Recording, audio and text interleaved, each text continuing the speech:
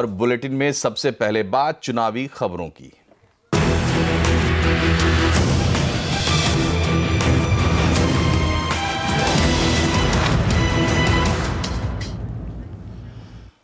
PM Modi के खिलाफ प्रियंका गांधी के चुनाव लड़ने की खबरें एक बार फिर से हवा में तैरने लगी हैं। दरअसल कार्यकर्ता लगातार वाराणसी में प्रियंका गांधी के चुनाव लड़ने की मांग कर रहे हैं और कांग्रेस ने अब तक वाराणसी सीट से अपने उम्मीदवार की घोषणा नहीं की है। इसके बाद प्रियंका के पीएम मोदी के खिलाफ चुनाव लड़ने की खबरें तेज हो गई हैं। सूत्रों के मुताबिक पार्टी वाराणसी में सर्वे कराकर आकलन करने में जुटी है। इससे पहले कांग्रेस प्रचार के दौरान खुद प्रियंका गांधी भी वाराणसी सीट से चुनाव लड़ने के संकेत दे चुकी है। हालांकि कांग्रेस में प्रियंका गांधी की उम्मीदवारी पर अभी कोई फैसला नहीं हुआ है। सूत्रों के मुताबिक प्रियंका की उम्मीदवारी पर फैसला पार्टी अध्यक्ष राहुल गांधी ही करेंगे। चुनावी जंग जीतने के लिए पार्टियां एक दूसरे की खिंचाई करने में कोई कसर नहीं छोड़ रही हैं। अब बीजेपी और कांग्रेस के बीच डिग्री को लेकर बहस आगे बढ़ गई है। वित्त मंत्री अरुण जेटली ने अपने ब्लॉग में पूछा है कि अगर कांग्रेस अध्यक्ष ने मास्टर डिग्री की पढ़ाई की ही नहीं है तो उन्हें एमफिल की डिग्री कैसे मिल गई। जेटली ने अपने ब्लॉग में विपक्ष को घेरते हुए उनके पास ना कोई नेता है, ना मुद्दा और ना ही गठबंधन। राहुल पर उठाए गए सवालों के बाद कांग्रेस की ओर से तीखी प्रतिक्रिया आ रही है। कांग्रेस नेता कपिल सिब्बल ने अरुण जेटली के ब्लॉग को झूठा बताया है। जो आदमी सारे देश में फेकू कहलाता हो और सब फेक बयान देता हो, झूठे बयान देता हो, ठीक है ना, तो अरुण जेटली को तो अपने लीडर हैं जो उनके प्रधानमंत्री जी हैं उनके बारे में बोलना चाहिए कि आप ऐसे फेकू बयान क्यों देते हो, क्योंकि इनको वक्त तो है नहीं। अब ब्लॉग ही लिखने का वक्त रह गया क्योंकि जो हिंदुस्तान की आर्थिक स्थिति है वो आप देख ही रहे हो। इधर कर्नाटक में रैली के दौरान प्रधानमंत्री मोदी ने विपक्ष पर जोरदार हमला बोला है। प्रधानमंत्री ने कमलनाथ पर भी हमला किया और कहा कि मध्य प्रदेश तुगलक रोड के लिए एटीएम बन गया है। वहीं पीएम ने पूर्व वित्त मंत्री पी चिदम्बरम पर भी तीखा हमला किया है। Father becomes the finance minister and son loots the country. Whenever they are in government they always loot. The Madhya Pradesh government has become their ATM. They are diverting money meant for the poor and the children for use in their election. This has become known as the Tugluk Road scandal. प्रधानमंत्री मोदी ने मैंगलोर की rally में भी विपक्ष को surgical strike पर सबूत मांगने को लेकर घेरा। उन्होंने कहा कि महामिलावटी गठबंधन को देश के सपूतों पर विश्वास नहीं है। आज मोदी जब अपने इन शहीदों को याद करता है तो कांग्रेस और उसके साथियों को दिक्कत होती है। आतंकियों को घर में घुसकर मारता है तो ये पूरी पलटन, ये महामिलावटी लोग सेना के पराक्रम पर भी सवाल उठाने के लिए आगे आ जाते हैं। इधर कांग्रेस नेता हार्दिक पटेल ने पार्टी के पैसे लेकर टिकट देने के आरोपों को खारिज किया है। न्यूज 18 इंडिया को दिए एक्सक्लूसिव इंटरव्यू में उन्होंने अल्पेश ठाकोर पर सत्ता प्रेमी होने का आरोप भी लगाया है। इस बार के आम चुनाव में एक मामले में यह चुनाव काफी अलग है। इस बार राजनीतिक दल प्रचार में बैनर, पोस्टर कम और सोशल मीडिया पर ज्यादा खर्च कर रहे हैं। इसी के मद्देनजर चुनाव आयोग ने सोशल मीडिया पर होने वाले खर्च पर खास नजर भी बना रखी है। चुनावी घमासान जोरों पर है। सभी पार्टियों ने 2019 के रण में अपनी पूरी ताकत झोंक दी है। वोट पाने के लिए जोर आजमाइश सोशल मीडिया पर भी देखी जा रही है। यही कारण है कि इस बार राजनीतिक पार्टियां सोशल मीडिया पर जमकर खर्च कर रही हैं। चुनावी रणनीति बनाने वाली एक एजेंसी के अनुमान के मुताबिक इस चुनाव में राजनीतिक पार्टियां सोशल मीडिया पर 5,000 करोड़ रुपए से ज्यादा का खर्च कर सकती हैं, जो पिछले चुनाव की तुलना में 5 गुना ज्यादा होगा। इसी के मद्देनजर निर्वाचन आयोग ने निर्देश दिया है कि सोशल मीडिया पर प्रचार पर हुए खर्च को चुनाव खर्च में जोड़कर देखा जाएगा। इसमें फेसबुक, ट्विटर के अलावा बाकी ऐप्स पर कंटेंट बनाना और फॉलोअर्स बढ़ाना शामिल है। आज के समय में अगर आप हैं और कोई एक कैंडिडेट आपको पसंद है, 100 रुपए की ऐड तो आप भी चला सकते हैं। तो उसी हिसाब से पर्सनली आई थिंक अगर वो चीज़ हो रही है और छोटा छोटा स्पेंडिंग हो रहा है तो ये अमाउंट बहुत बड़ा होगा, क्योंकि उस चीज़ को आई डोंट थिंक कोई ट्रैक भी कर रहा है कि ये छोटा छोटा अमाउंट मिला के कितना बड़ा अमाउंट बन जाता है। फेसबुक पर चुनाव से जुड़े 51,000 विज्ञापन हैं, जिनके लिए पार्टियों ने 10 करोड़ रुपए खर्च किए हैं। हालांकि जानकारों की माने तो इससे कई गुना ऐसे विज्ञापन हैं जो सीधे राजनीतिक दल ने नहीं दिए हैं, बल्कि थर्ड पार्टी की तरफ से दिए गए हैं। ट्विटर का कहना है कि पिछले 1 महीने के दौरान आम चुनाव को लेकर 4.5 करोड़ से ज्यादा ट्वीट किए गए हैं। इसमें सबसे ज्यादा जिक्र प्रधानमंत्री नरेंद्र मोदी का हुआ है। वहीं गूगल का कहना है कि इस चुनाव में सबसे ज्यादा विज्ञापन भाजपा की तरफ से आए हैं, जबकि दूसरे नंबर पर वाईएसआर कांग्रेस रही है। इसके बाद बीजेडी और कांग्रेस का नंबर आता है। बदलते वक्त के साथ चुनाव प्रचार का तरीका भी बदला है। आज राजनीतिक पार्टियों और नेताओं को पता है कि सोशल मीडिया के बिना अब चुनाव जीतना मुश्किल है। रोहन सिंह, दिल्ली। वैसे सोशल मीडिया पर चुनाव से जुड़े संदेशों को लेकर चुनाव आयोग काफी सतर्क है। निर्वाचन आयोग के कहने पर पहले चरण के मतदान से ठीक पहले फेसबुक और ट्विटर ने 500 से ज्यादा पोस्ट हटाई है। इसमें फेसबुक की 468 पोस्ट थी। अधिकतर मामले तेलंगाना, कर्नाटक और असम के हैं। चुनाव आयोग की शिकायत पर व्हाट्सएप पर से भी कुछ संदेशों को हटाया गया है। इसके अलावा उत्तर प्रदेश पुलिस के पास सोशल मीडिया के दुरुपयोग को लेकर 170 मामले आ चुके हैं।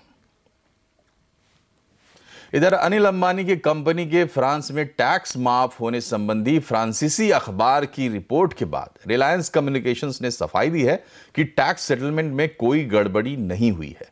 वहीं रक्षा मंत्रालय ने राफेल डील और टैक्स मामले को एक साथ जोड़कर देखने को गुमराह करने वाली कोशिश करार दिया है। भारत में फ्रांस के दूतावास ने कहा है कि टैक्स सेटलमेंट पूरी तरह से नियम कानून के तहत था और यह किसी राजनीतिक दखल का विषय नहीं था।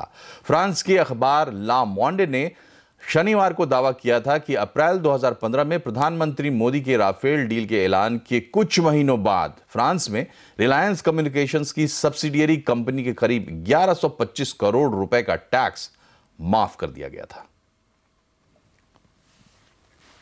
और राफेल को लेकर कांग्रेस ने बीजेपी पर अपना हमला तेज कर दिया है। 10 अप्रैल को प्रधानमंत्री मोदी जी जाते हैं और 36 जहाज खरीदने की घोषणा फ्रांस में कराते हैं। उसके फौरन बाद फ्रांस में भी बड़ी कृपा दिखाई जाती है। 143 या 144 मिलियन यूरो की डिमांड को वेव कर दिया जाता है।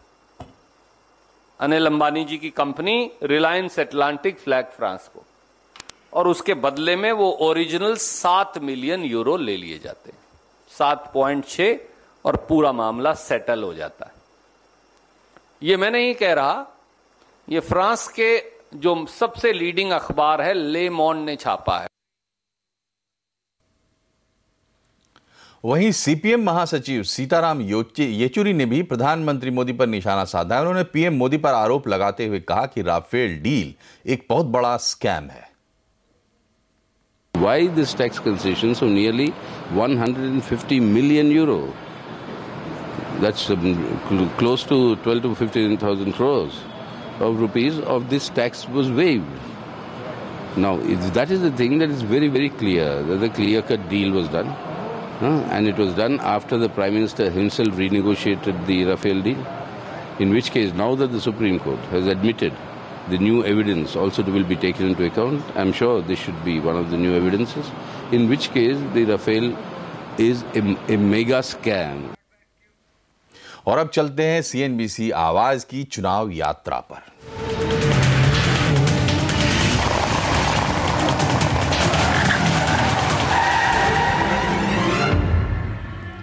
अलीगढ़ लोकसभा सीट पर अगले चरण में चुनाव होने हैं, यहां जब चुनाव आते हैं किसी ना किसी बहाने अलीगढ़ मुस्लिम यूनिवर्सिटी मुद्दा बन जाती है।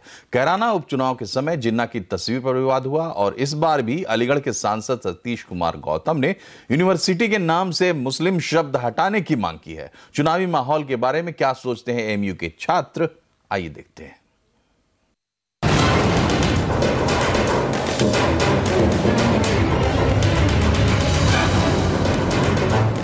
अपनी चुनाव यात्रा में हम आ गए हैं अलीगढ़ और इस वक्त मैं अलीगढ़ मुस्लिम यूनिवर्सिटी के ठीक सामने हूं और ये जो कैंपस है, चुनाव कभी भी हो, भले ही यहाँ पे 80% से ज़्यादा छात्र बाहर के हों, लेकिन हर चुनाव में यहाँ पर ये यूनिवर्सिटी एक मुद्दा बनती है। क्यों बनती है? यहाँ के जो खासतौर से एमपी हैं उनके पास कोई खास ऐसा टैलेंट है नहीं कि जिसके अपने टैलेंट की वजह से वो सुर्खियों में रहें, तो वो सस्ती शोहरत के मतलब अलीगढ़ को टारगेट अपने उल्टे सीधे बयानों के जरिए करो और शोहरत हासिल करो। जैसे अब इन्होंने हालिया दिनों में कहा कि अलीगढ़ मुस्लिम यूनिवर्सिटी से मुस्लिम वर्ड हटा देना चाहिए। क्या कहीं आपको ये भी लगता है कि कहीं ना कहीं आप लोग को खास तौर पे टारगेट किया जाता है, छात्रों को टारगेट किया जाता है? चूँकि यहाँ पे मुसलमानों की तादाद अच्छी खासी है और एक अच्छे खासे मुसलमान यहाँ से पढ़ के निकलते हैं, बाहर जाते हैं, तो उनका यही मतलब बेसिक चीज़ यही होती है कि यहाँ पे टारगेट करेंगे तो ये सेंट्रलाइज हो जाएगा सारी चीज़ें। अभी यूपीएससी का रिजल्ट आया है, हमें बहुत ही गर्व है। इतनी कंट्रोवर्सी रहने के बावजूद 7 स्टूडेंट ने अलीगढ़ मुस्लिम यूनिवर्सिटी में जो स्टडी किए हैं, सिविल सर्विसेज क्वालिफाई किया है। पिछले चुनावों की अगर मैं आपको याद दिलाऊं, बड़ा मुद्दा था यहाँ पे जिन्ना की तस्वीर। यहाँ कैराना चुनाव हुआ था तो वहाँ पर लोगों ने खुलकर बात की कि चुनाव जिन्ना पे होगा या गन्ना पे होगा, तो वहाँ चुनाव जिन्ना नहीं, जिन्ना हारे थे, गन्ना जीता था। एक बात। दूसरी बात, जो अलीगढ़ मुस्लिम यूनिवर्सिटी का जिन्ना का मसला है, हम आपको अलीगढ़ मुस्लिम यूनिवर्सिटी की बहैसियत साबिक नायब सदर और हिंदुस्तानी मुसलमानों की तरफ से एक बात बता देना चाहता हूँ और बार बार हम लोग ये कहते हैं, अगर हम जिन्ना को फॉलो करते तो 47 में हम जिन्ना के साथ पाकिस्तान चले गए होते, तो हमने जिन्ना को रिजेक्ट किया, हमने गांधी को अपनाया। जी, मैं बस इतना कहना चाहता हूँ कि जब ये सरकार भाजपा आई यहाँ पे तो इसका मुद्दा यही था कि रोज़गार मिलेगा, काम मिलेगा, एजुकेशन, सब चीज़ का। एजुकेशन बजट घटाया गया, यूनिवर्सिटीज़ का ग्रांट कम किया गया और जो एजुकेशन की जड़ है, हम यूनिवर्सिटी है, इस पे बार बार माहौल बिगाड़ने की कोशिश की गई। ये किसने करी? बीजेपी ने करी। जो भी सरकार आती है, बीजेपी हो या कांग्रेस हो, मेरा उनसे यही गुजारिश है कि वो आके सबसे पहले एजुकेशन, रोज़गार, डेवलपमेंट, इंफ्रास्ट्रक्चर, इन सब चीज़ों पे बात करें, ना कि कम्युनलिज्म के बारे में, ना कि हिंदू मुसलमान के बारे में, ना कि जात धर्म के बारे में। इलाके का जो बेहतर कैंडिडेट है आप उसको चुने, ना कि आप मोदी को चुने, ना कि आप राहुल गांधी को चुने। तो अपनी राजनीति का अखाड़ा यूनिवर्सिटी को ना बनाएं, ये कहना है यहाँ के छात्रों का। इनका कहना है कि वे चाहते हैं कि इंस्टीट्यूशंस को बचाया जाए, जबकि जो राजनीति हो रही है वो अधिकतर कम्युनल लाइंस पे हो रही है और जिससे खुद इनकी पढ़ाई लिखाई प्रभावित हो रही है। रोहन सिंह, अलीगढ़। और चुनाव यात्रा का अगला पड़ाव मथुरा का एक ऐसा गांव जहां महिलाओं ने कर्ज लेकर बनवाए शौचालय, इस भरोसे पर कि एक दिन उन्हें इसका पैसा मिल जाएगा। पूरी कहानी देखिए इस रिपोर्ट में। चुनाव यात्रा के दौरान ज्यादातर जगहों पर लोगों ने इस बात की तारीफ की कि घर घर में शौचालय बन गए, लेकिन मथुरा के एक गांव में जो देखा सुना वो चौंकाने वाला था। गांव गढ़ी खांदा में मुलाकात हुई इन 2 महिलाओं से। इनमें से एक बैजंती पांव में दिक्कत की वजह से ठीक से चल नहीं पाती हैं। पैसे नहीं थे, लिहाजा खुले में शौच के लिए मजबूर थी। लेकिन मोदी सरकार ने शौचालय बनाने के लिए 12,000 रुपए देने का ऐलान किया तो इन्हें लगा कि मुक्ति का दरवाजा खुला। इस वादे को देखते हुए कर्ज लेकर शौचालय बनवा लिया। खुले में शौच से मुक्ति तो मिल गई, लेकिन कर्ज का बोझ ज्यादा भारी पड़ रहा है। अभी एक भी पैसे नहीं है शौचालय के। हाँ, तो शौचालय बनवाने में कितने पैसे लगे? वो 12,000 रुपया लग गए, 1 रुपया ना आयो। अच्छा, तो पैसे कहाँ से लाए थे? कर्ज करे हुए 3 रुपया सैकड़े ब्याज पे। 3 रुपए सैकड़े ब्याज पे कर्जा लिया, फिर शौचालय बनवाया। हाँ, पामाते विकलांग देख लियो तुम। बैजंती की पड़ोस में रहने वाली शांति की कहानी कुछ अलग है। सरकार ने शौचालय निर्माण की पहली किस्त यानी 6,000 रुपए दिए। शौचालय निर्माण का आधा काम भी हो गया, लेकिन दूसरी किस्त नहीं आई। इन्होंने 3% ब्याज पर कर्ज लेकर शौचालय बनवा लिया, लेकिन दूसरी किस्त अभी तक नहीं आई। 6,000 मतलब मंजूर है तो और पूछे। अच्छा, 6,000 रुपए मंजूर हो गए। हाँ। बाकी पैसे नहीं है ना? तो बाकी पैसे जो कितने पैसे लगे, सब व्यवस्था कैसे किया आपने? ब्याज पे लगे। ये अलग बात है कि सरकारी आंकड़ों के मुताबिक अब तक देश में 9 करोड़ 25 लाख से ज्यादा शौचालय बनाए जा चुके हैं, लेकिन जमीन पर इसकी कहानी भी बाकी योजनाओं जैसी लगती है। लक्ष्मण रॉय, मथुरा।